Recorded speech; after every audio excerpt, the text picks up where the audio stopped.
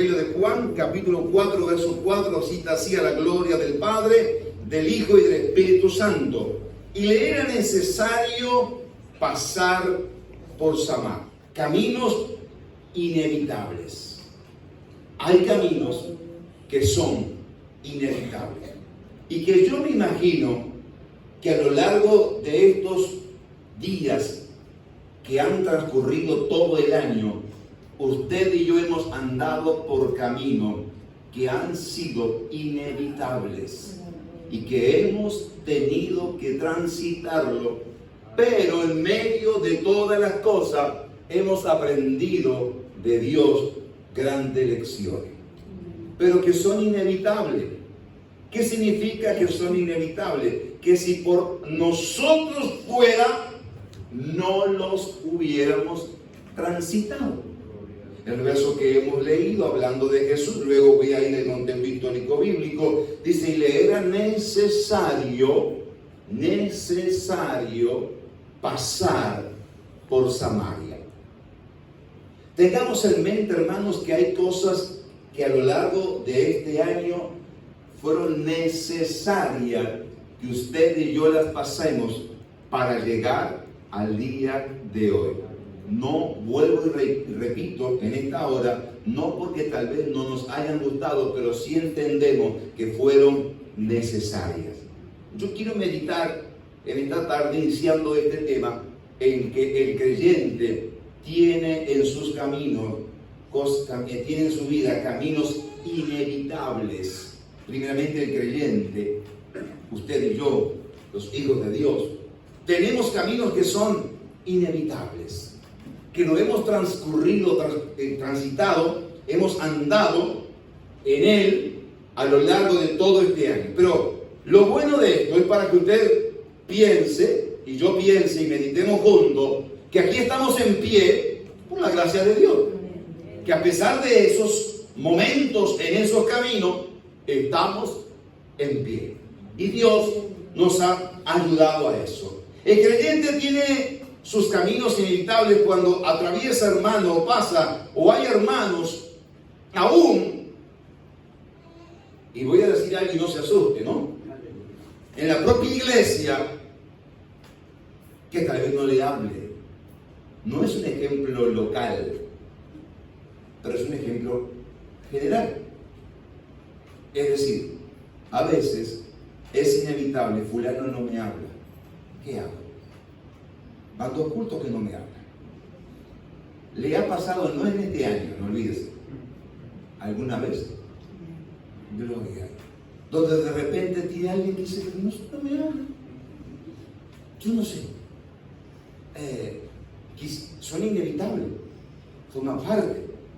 ¿Cómo puede ser? Nosotros pensamos, ¿cómo puede ser que estando en la misma camino de la fe, en el mismo Señor, en la misma vida, ahora no me hable? O aquel que de repente, hermano, nos hablaba hasta por la duda, y de repente en un momento que usted no ha entendido cómo, cuándo, se cortó todo ese diálogo. A veces porque sencillamente, hermanos, al entender de la persona sucedieron cosas y en forma trágica se cortó todo un diálogo. Y uno dice: eso es inevitable, me va a ayudar a mí en la vida a entender que eso es parte de la vida. No me puedo quebrar frente a eso. No me puedo encerrar, aislar, ponerme a llorar, a decir lo que me está pasando a mí, qué terrible, qué trágico, debo ser el único. No, siéntase confortado de que son parte de esos caminos. Hermanos creyentes, hermanos que no le son sinceros. Se ha encontrado con alguien que le está hablando y usted dice: no es sincero. Y eso lo hablamos un poco ayer, ¿no? En lo que está diciendo. No lo es. A mí me ha tocado escuchar personas que no son sinceras y que uno de antemano sabe que lo que está diciendo no es cierto. Yo le he dicho: Señor, ¿lo interrumpo o lo escucho? Si lo interrumpo, le digo que lo que está diciendo no es cierto. Ahora, si lo escucho y en el momento Dios me ha dicho: escúchalo, no lo interrumpa. y termina cuando te vayas despidiéndote diciéndote, qué bueno, nada más. Y lo escuchamos. No son sinceros, no fueron del todo sinceros. Gloria al Señor. Hermanos en la fe que no le ayudan a usted cuando más necesidad tiene. Y usted me va a decir, no debe haber así alguien. Yo no creo que haya alguien en la fe en Cristo que cuando yo tenga una necesidad no me auxilie, no me ayude. Aunque usted tal vez no haya vivido esta experiencia, esto pasa. Porque a veces entendemos nosotros que en ese momento que hemos transitado, alguien tendría que habernos dado una mano. Son esos caminos inevitables que entendemos que aunque no estuvo el hermano o la hermana, el que sí ha estado a lo largo del camino ha sido aquel que dijo, yo no te dejaré ni te desampararé y estaré contigo todos los días. Ahora, usted y yo sabemos, queremos mirar hacia un lado o hacia el otro y queremos ver a alguien. Sabemos que si miramos hacia el cielo, los ojos de Dios que contemplan la tierra nos están observando. Pero a veces vivimos esas experiencias de hermanos en la fe que no nos ayudan cuando más lo necesitamos. Hermanos cristianos que desaniman a otros con sus críticas. Las críticas destructivas tienen como fin desanimar a una persona. Yo me puedo parar aquí y decirle a ustedes, ninguna crítica me afecta. A mí ninguna crítica me afecta. Y yo puedo parar y decirle a ustedes, ninguna crítica, si soy un buen cristiano con la armadura de Dios, ninguna, y ahí espiritualizar que ninguna crítica nos va a afectar. Pero déjeme decirle que en verdad no es así. Somos seres humanos, escuchamos críticas y cuando escuchamos cosas que no son correctas, nos desaniman, nos desalientan. Y eso fue un camino inevitable que a lo largo de este año tal vez a usted le ha tocado andar o vivir. Personas que le han hablado de usted, personas a las que usted ayer se brindó, se dio, se entregó, y hoy por la tarde y hoy por la vuelta por atrás suyo le están dañando. Esos que le han dicho que en realidad valoraban y valoran su vida y por detrás, hermano, haciendo cosas inapropiadas. Qué duro que es parte de un camino inevitable. El creyente, hermano, vive caminos inevitables. ¿Sabe qué, hermano? Como ministro, como hijo del Señor, como siervo de Dios, también vivimos caminos inevitables. Siempre hallarán, hermano, en la persona de uno faltas en la personalidad. ¿Sabe que es muy difícil conformar a todo el mundo? Eso usted sabe que es muy difícil. Que todos estén conformes. Dígame cómo. Por ejemplo, permítame ponerles algún ejemplo. Sí, y estamos hablando no de faltas, no de pecado, simplemente de formas y estilos que yo haría o como a mí me gustaría. Hablamos como de detalles de personalidad. A mí me gusta, por ejemplo, alguien puede decir que el pastor sea bajo. Si es alto no sirve, y cuando sea alto quiere que sea bajo. Si es muy, ¿qué diríamos? Pasado de peso. No, ese mira, ni ayuda. No es espiritual. Si es muy delgado, me da lástima. Como está siempre delgado, hasta más testimonio para la obra, es un delgado, ¿no? Si es rubio, ese mira se jacta de la melena que tiene. Si es pelado, ¿y cómo conformamos a todas las personas? Ahora, permítame eso llevarlo a un aspecto espiritual. Cuando de repente alguien predica la palabra, ¿cómo se logra saciar y satisfacer a todos por iguales? Si alguien predica la palabra, le dice, no, a mí no me gusta como predica el pastor. Supongamos, ¿no? Es un ejemplo. Aquí no sucede, ¿no? Pero supongamos un ejemplo. Que ¿cómo predica? ¿De qué forma? ¿Cómo lo hace? ¿Qué palabras utiliza? Que dice, yo lo haría de esta manera. Yo predicaría de esta forma. Yo lo haría así. Me gusta que sea más enérgico. ¿Sabe que he charlado con pastores que tienen un estilo más dinámico, tal vez? Y la congregación dice, no, yo quiero uno que no sea así. Yo he escuchado con la congregación.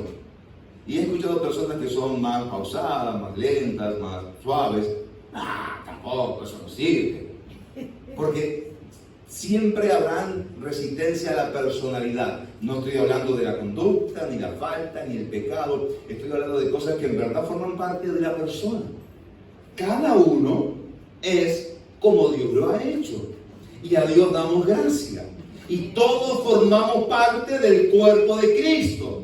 Y todos unidos nos edificamos los unos a los otros. Gloria a Dios. Pero entonces también el ministro pasa, hermano, por caminos inevitables en que hay gente, hermano, que siempre hallarán faltas a esa persona. No, se tendría que haber hecho esto. ¿Cómo actuó frente a aquella? Oh, no, se tendría que haber hecho así. Cada uno de nosotros, los uruguayos, para nacionalizar todo, ¿no? Somos directores técnicos, somos presidentes, somos gente que hace las cosas. Cuando estamos nosotros en una congregación, tal vez como miembros de una iglesia, todos queremos pastorear la iglesia. Y cuando nos toca el turno de que Dios nos lo da, quisiéramos ser miembros. Gloria a Dios. Porque en cierta medida, entonces siempre cuando uno está expuesto, siempre habrán señalizaciones, siempre habrán críticas. Son caminos inevitables que el ministro ha de pasar.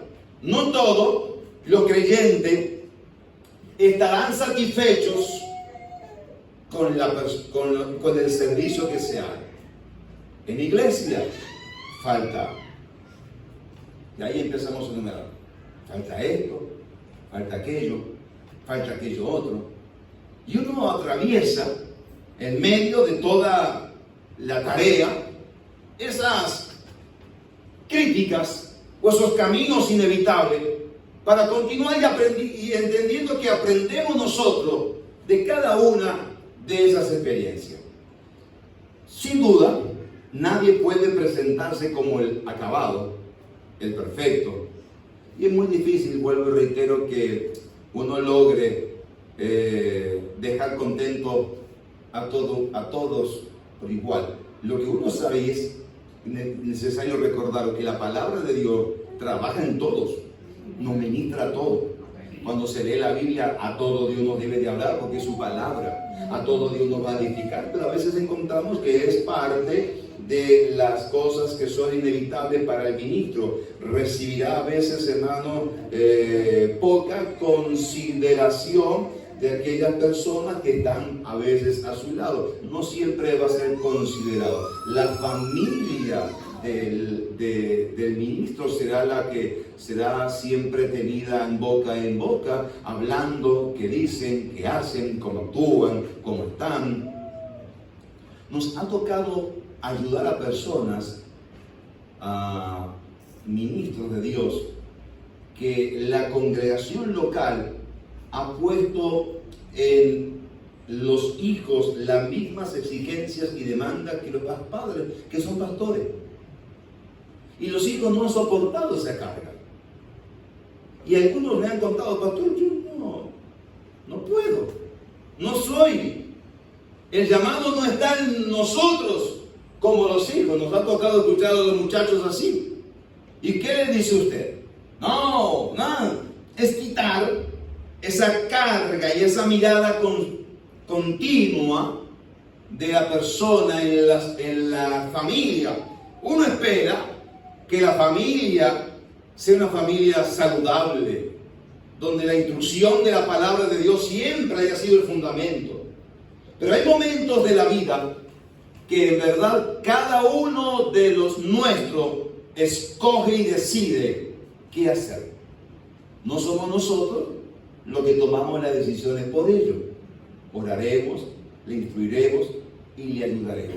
pero a veces esa familia es la que más es bombardeada. Yo siempre he intentado, hermanos, y gracias a Dios, con total sinceridad, lo digo que aquí lo hemos visto, el no poner esa carga de medida en nuestros hijos o en los muchachos, porque fulano y hace tal tarea, tiene que hacer esto, esto y esto. Cuando ese fulano, ese muchacho, tenga un encuentro y una experiencia con Dios, marcará la historia y será diferente. Pero no voy a imponerle yo eso, porque no es de afuera hacia adentro, es de adentro hacia afuera que se refleja. Gloria. Pero son caminos inevitables. No siempre uno se siente alegre y contento cuando en verdad, hermanos, se habla o se dice cosas de las cuales uno tiene que tratar de ayudar o aportar o construir, no destruir. El mundo ha destruido, Satanás ha destruido. Yo espero, hermanos, siempre que cada uno de los que aquí estamos podamos gustar del Señor. Si alguien me dice, llego a la iglesia y me parece que se me ha hecho el siglo de bronce, y en medio de la iglesia no he vivido experiencias de las cuales yo he querido vivir, y otros cuentan experiencias y yo no siento lo mismo, yo le voy a instar a que siga buscando y que siga viniendo, y que siga llegando y que siga estando en la iglesia. Gloria al Señor. Es mejor, gloria al nombre del Señor, que esté en la iglesia y que Dios pueda obrar en su vida, a que esté afuera y se pierda. Gloria a Dios. Y yo valoro cuando de repente en medio de la familia, el esposo, la esposa, el papá, mamá, logró que sus hijos llegaran al evangelio, y ahí están medio rebeldes tal vez. No haciendo lo que uno quiere, pero ha llegado al templo y a la casa de Dios. Y entonces, como tal, vamos a dejar que Dios pueda obrar y ministrarle. Y lo mismo que ha sucedido con nosotros los padres, suceda también con ellos. Que Dios pueda transformarles y cambiarles. Pero no lo podemos hacer nosotros. No le decimos al niño, claro, le instruimos. Entiéndase que nuestra responsabilidad es educar, se instruye al niño en los caminos cuando es pequeño, para que esa formación que nos corresponde a nosotros darla perdure en sus corazones, para que ese aporte espiritual a la vida le dé estabilidad, pero no lo podemos nosotros convertir. Eso es una obra del Espíritu de Dios. Y a veces ponemos cargas desmedidas. Mira el hijo de fulano. ¿Y qué es el hijo de fulano? Que no es el hijo de que otro más, que otro muchacho. Nosotros amamos la casa del Señor y deseamos que todos puedan llegar al templo, los jóvenes puedan llegar al templo, gustar del Señor. Y cuando le vemos a alguien que llega, nos sentimos realmente feliz, alegre. Y yo creo que ha sido parte de la oración de ese integrante de la familia que se ha estado congregando, y la oración de muchos del respaldo de que una persona pueda llegar al Señor. Y hay que tener cuidado para que no con críticas herirle o lastimarle. Los que somos espirituales podemos comprender eso, el que es nuevo no lo va a comprender. Los que estamos en años en el Señor podemos comprenderlo, pero los demás no. Es necesario pasar por esos caminos. Quisiéramos evitarlo, pero es necesario. Gloria. Ahora, cambia la historia si de repente, hermanos, las cosas que se dicen son verdad. Y hay falta. Yo no estoy hablando de ese aspecto. O hay cosas que atender, o hay pecados y hay que atenderlos. Amén, claro que sí. Y con firmeza en Dios lo atenderemos. Dice, hará lo que se debe de hacer en amor de Dios, como Dios lo ha hecho con nosotros, pero con la firmeza y la autoridad que Él nos ha dado. Ahora, entendamos que a veces lo que también la persona está esperando es una blanda respuesta para aplacar la ira del otro lado. Estamos en un momento, hermano, donde las cosas, cada uno está más áspero el uno con el otro. Se ve en todo momento quién corre más, quién gana el espacio en el lugar, es como una exigencia extrema, constantemente. Y a veces no aportamos para aliviar esa gran carga. Cuenta un hermano que hace unos años atrás, ya se está dando aquí en lugar ese tiempo, ¿no? Pero fue el boom en Estados Unidos de identificar. Los creyentes se identificaban con un pegotín en su auto. Generalmente, el pegotín que se ponía puede ser un versículo, o puede ser una estrofa bíblica, o la palabra de Jesús, pero lo más que se hacía es la figura del pez. La figura del pez identificaba a los cristianos del primer tiempo, de la iglesia primitiva, de los primeros siglos. Ellos no podían identificarse como cristianos porque tenían perseguidores. No podían encontrarse como ahora nos encontramos. ¿Dónde te congregas? Me congrego en tal lugar, gloria a Dios, amén. No, porque lo mataban. Eso no podía suceder. Tenían que darse a conocer como cristianos, y el símbolo que se utilizó fue el pez. Alguien hacía medio arco hacia arriba y la otra persona, para identificarse, le cerraba el otro medio ángulo y quedaba el pez. Por supuesto que tenía que hacerlo en el piso, o un palo, o a un lugar a escondidas, cosa de que se acercara y uno entendiera que era cristiano. Yo hacía un medio arco y venía el otro y me cerraba el medio otro arco y me dibujaba el pez y me identificaba como cristiano. Entonces con él podía charlar, podía hablar. Hay un símbolo que le identificaba. Ha quedado y se ha usado por tiempo, pero cuenta este hermano el testimonio que cuando se empezó a usar en los Estados Unidos, el primer año, pegotines por todo lado. Y él dice que este hermano fue ese año a Estados Unidos y veía pegotines por todo acá. Todos son cristianos, ¿cierto? Pegotines por todos lados, era el boom. Todo el mundo tenía esos pegotines en el auto. Y bueno, al otro año, él vuelve y de repente, dice él, cuenta que se sumaba a eso el saludo. Sí, cuando yo veía un auto que tenía el pececito, empezaba a tocar bocina para saludarle al otro. Bocina. Claro, imagínense en medio de una ciudad, 10 autos viéndose, que no se conoce, simplemente por el pez empezó a tocar, y la gente empezaba a tocar bocina, y eso irrita a algunos, hermano.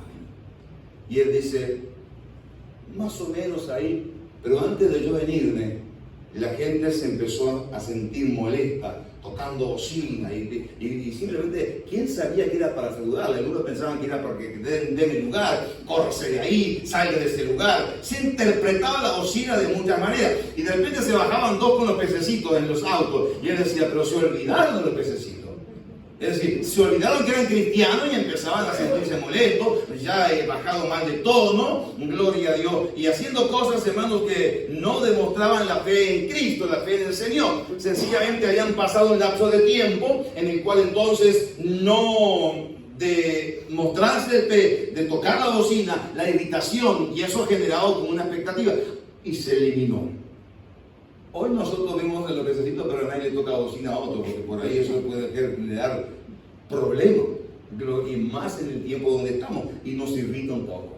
La bocina es solamente en el caso de que córranse porque ando sin freno, ¿no? O algo así, ¿no? Algo que es leve. Uno no anda a los bocinazos constantemente. ¿Sabe qué, mis amados? A veces corremos en tiempos donde hay muchas cosas que irritan a la sociedad. ¿Qué hace el cristiano? Son caminos inevitables. Tenemos que pasar por esos lugares. Ahora, ¿cómo los enfrentamos? ¿Cómo los vivimos?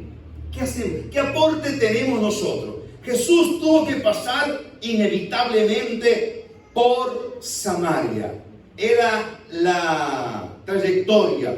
Acortaría distancia. Llevaría entonces y llegaría al pozo de Jacob. Dice la palabra del Señor, Juan 4, 5 y 6. Vino pues a la ciudad de Samaria, llamada Sicar, y junto a la heredad que Jacob dio a su hijo José, y estaba allí el pozo de Jacob. Entonces Jesús, cansado del camino, se sentó así junto al pozo. Era como la hora sexta.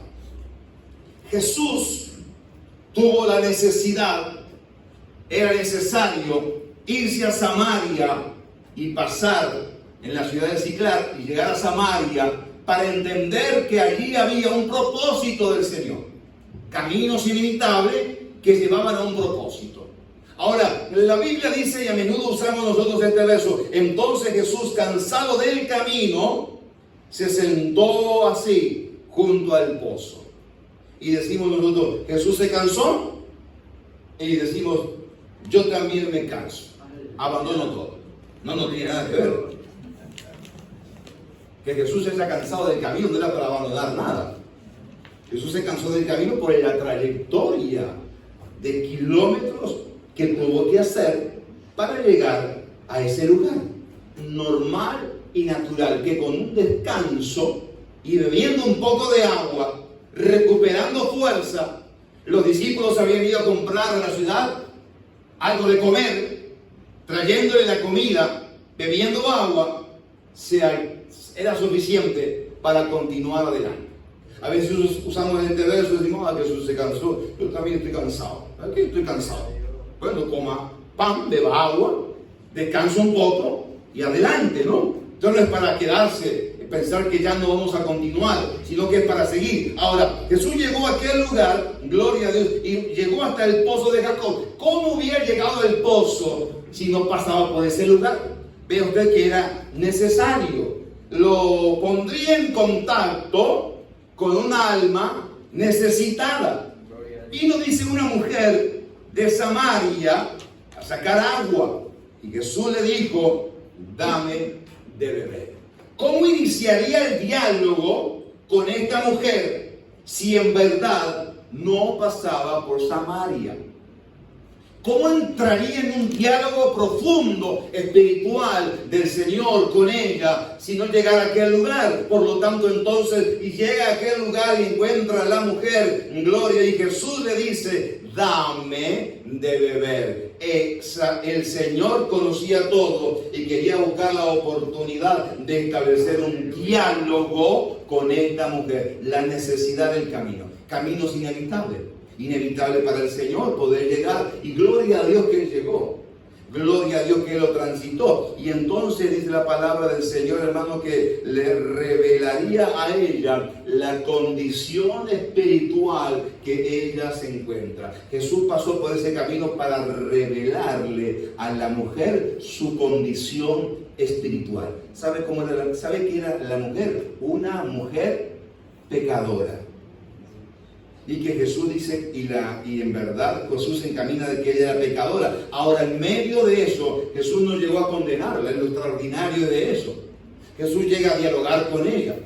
Gloria al nombre del Señor. Y de hecho, me permito tomar algunos versos de aquí, hermano, porque quiero aclarar algunas cosas también, que son oportunas al momento. Gloria al Señor. Entonces, por ejemplo, verso 16, dice la palabra del Señor. Le dijo entonces, ve y llama a tu marido, y ven acá.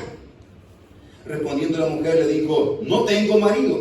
Jesús le dijo, bien has dicho, no tengo marido, porque 5 maridos has tenido y el que ahora tiene no es tu marido. Esto has dicho en verdad. Gloria al Señor. ¿Sabe qué? Le revela el estado espiritual de esta mujer. Nuestros padres adoran en este monte y vosotros decís que en Jerusalén es el lugar donde se debe de adorar.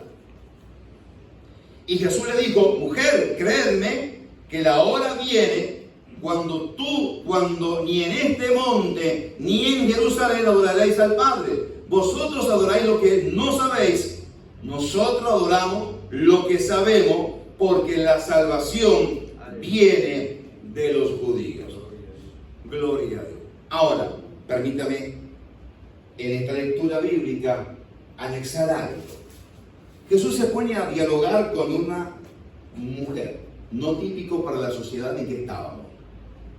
Un judío a dialogar con una mujer samaritana. Usted sabe que judíos y samaritanos no se daban por la idiosincrasia de ellos y por todo lo que ellos, el sincretismo religioso que había. Ellos lo que hacían era una mezcla de religiones y el judío no aceptaba esa mezcla. Ahora, la mujer que está hablando con Jesús, la mujer no sabe quién es Jesús. Y él se comienza a presentar, y comienza a hablar de la nacionalidad que es Jesús. Jesús es judío y le dice entonces, en verdad, y esta es la expresión que él utiliza, porque la salvación viene de los judíos. Ahora, la pregunta es, ¿la salvación viene de los judíos o de un judío? No de uno. No de los. ¿Por qué Jesús dijo de los? Le dijo de los porque estaba hablando con una mujer que todavía él no se había dado a conocer que él era el Mesías, el Salvador del mundo. Si sumado a esto él le dice, yo soy, la mujer le va a decir, no. Ahora, él le dice para entrar en diálogo de los judíos, es decir, de la nación, habría uno que se levantaría. Porque por ahí puede levantarse otro ahora diciendo que es el Salvador. Y se han levantado y no es el Salvador. Gloria a Dios. Entonces, por lo tanto, entendamos que el Salvador ya vino y llegó. De hecho, estamos esperando ahora que vuelva pronto también. Gloria al Señor. Va por otra vía. Pero lo que enmarco en la conversación es que cuando Jesús se pone a dialogar con ella, se está dando a conocer y está revelando su verdadero estado espiritual. Ella estaba en falta, en pecado ante Dios. Jesús tuvo la necesidad de pasar por Samaria para mostrarle a una mujer que estaba en falta delante del Señor. Gloria al nombre del Señor. Y en medio de aquella falta, el Señor estaba dispuesto a restaurar la imagen de aquella mala mujer en Samaria. ¿Sabe que esta mujer, hermanos, por su mala reputación, ella era conocida en el pueblo, en Samaria, por un mal testimonio? Cuando la mujer va al pozo a buscar agua y no había nadie más, es que ella iba a las horas que nadie iba. No podía ir a las horas marcadas porque ya nadie quería seguirle el ritmo. Era una mujer que envolvía a todos, una mujer de mala vida, y entonces aprovechaba de decir, no queremos ni hablarle, ni verle. Y Jesús llega justamente, le era necesario llegar ese día a esa hora. Y después que la ve, hace un cambio de transformación en ella tan grande que cuando la mujer sale del pozo y comienza a testificar impactantemente, la ciudad de Samaria le cree. ¿Usted le creería a alguien que ha hecho una vida terrible y de repente viene en un momento ahí? Y ahora viene a testificar que se encontró con Jesús, que se encontró con el Mesías, el Salvador del mundo. Y usted le va a decir, pero ¿le creerá la gente? Yo creo que los encuentros con Jesús se notan y la gente cambia y la gente acepta. Dice entonces la palabra de Dios, verso 39 en adelante, y muchos de los samaritanos de aquella ciudad creyeron en él por la palabra de la mujer, que daba testimonio diciendo, me dijo todo lo que he hecho. Vean ustedes lo que le dijo, me dijo todo lo que he hecho. No me dijo que era el Mesías, el Salvador, aunque luego se va a dar a conocer, porque en realidad lo que Jesús le pretende es demostrarle la verdadera condición de esa mujer, la necesidad de que Jesús pasara, el camino inevitable del Señor. Y dice el verso 42, y decían a la mujer, ya no creemos solamente por tu dicho, porque nosotros mismos hemos oído y sabemos que verdaderamente este es el Salvador del mundo, el Cristo. Caminos inevitables. Tal vez alguien diga, ni vaya por Samaria, vamos a irnos por otro lugar. ¿Por qué Samaria? Porque es necesario. Aleluya. Porque es necesario que transitemos ciertos caminos. ¿Por qué el dolor de este año para con algunos? ¿Por qué los momentos duros para con algunos? Porque es necesario. Y eso nos fortalece a nosotros y nos ayuda. En la intimidad con Dios nos damos cuenta de la importancia que es velar por nuestra vida y entender que el camino que transitamos era inevitable, no lo podíamos esquivar. Fue necesario. ¿Por qué el malentendido con alguien que nos llevó a enemistarnos? Era necesario. Tomémoslo y miremoslo desde el punto de vista de la formación de Dios en nosotros, de lo que Dios ha estado haciendo a través de eso. ¿No le ha dado a usted que a veces a través de una situación difícil ha aprendido más en la vida de esa situación? Y uno dice, de repente me doy cuenta de la importancia de poder entender que esto que yo no le encontraba ningún sentido, Dios se encargó para darme estabilidad, para darme salud, para sanar mi corazón. Pero causa dolor al momento. En el momento de la herida hay dolor. Ahora, fue inevitable entrar, pasar por allí. Dios lo quería para que aprendamos nosotros a madurar y a crecer en la fe cristiana. Si todas las cosas fueran evitadas para nosotros, no creceríamos. Si todas las cosas fueran dadas en bandeja, no aprenderíamos, no valoraríamos las cosas. Si todo se nos entregara en manos a la mano, no sabríamos el valor de las cosas. Necesitamos a veces ver el valor, el costo que tiene eso. Aunque en realidad quisiéramos evitarlo, pero es necesario que veamos el valor, el verdadero valor de las cosas para entender que entonces Dios las permite para bien. Mira mi mente, voy a ir terminando este pensamiento, un testimonio que una vez compartía el pastor Muñoz. Él cuenta de que fue a una iglesia después de haber estado pastoreando en República Dominicana, donde él comienza a contar a veces del comienzo de la obra, del trabajo, en su vida ministerial, los momentos duros, difíciles. Él decía, y ustedes deben haber escuchado algunas veces o haber leído en su libro las dormidas en los bancos de la iglesia. En el primer banco de la iglesia juntaba dos y dormía ahí, cuando dormía arriba de los bancos. Situaciones muy difíciles que le tocó andar, vivir para sembrar la palabra del Señor. Y en medio de esas experiencias amargas y duras, creo que aprendió, gustó del Señor, aprendió a muchas cosas que yo le fui enseñando, ¿no? En lo que él cuenta de su experiencia. Años después, llegó a un lugar, a una iglesia, donde las necesidades que él tenía eran suplidas en forma espontánea, rápida, por la membresía de la iglesia.